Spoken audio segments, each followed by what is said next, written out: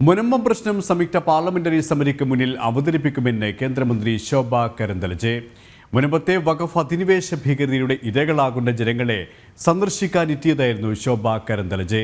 കിടപ്പാടം സംരക്ഷിക്കാനുള്ള സമരത്തിൽ കൂടെ ഉണ്ടാകുമെന്നും കേന്ദ്രമന്ത്രി ഉറപ്പു നൽകി.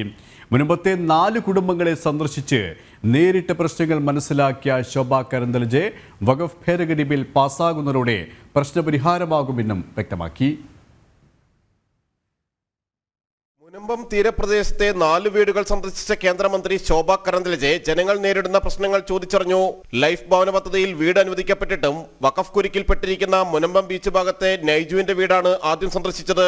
BJP നേതാക്കളായ B. ഗോപാലകൃഷ്ണൻ, മേജർ രവി എന്നിവർ ഒപ്പമുണ്ടായിരുന്നു. ബിന്ദു വയമ്പനാട്ട്, അംബുജാഷൻ, സുഭാഷിണി, ജോഷി തറയിൽ എന്നിവരുടെ വീടുകളിലും കേന്ദ്രമന്ത്രി എത്തി. തുടർന്ന് BMS നേതൃത്വത്തിൽ നടന്ന ഐക്യദാർഢ്യ മാർച്ചിൽ പങ്കാളിയായാണ് ശോഭ കരന്തലജെ മുനമ്പം വേളാങ്കണ്ണി മാതാപ്പള്ളി വളപ്പിലെ സമരപ്പന്തലിലെത്തിയത്. സമരസമിതി നേതാക്കളും വൈദികരും ചേർന്ന് കേന്ദ്രമന്ത്രിയെ സ്വീകരിച്ചു.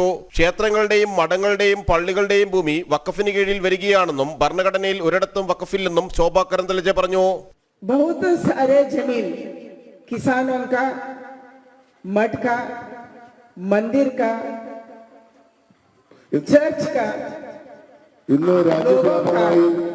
लोगों का वक्फ का अंडर आ रही है.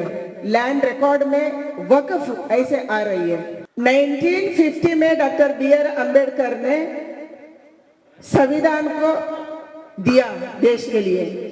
1950 में तब वक्फ का नाम भी नहीं था, सोच भी नहीं था. कौन सा संविधान अब बाबा साहेब अम्बेडकर ने दिया है हमारे देश के लिए, तब वक्फ वर्ड नहीं था, वक्फ का सोच भी नहीं था. There was no thinking about Waqf.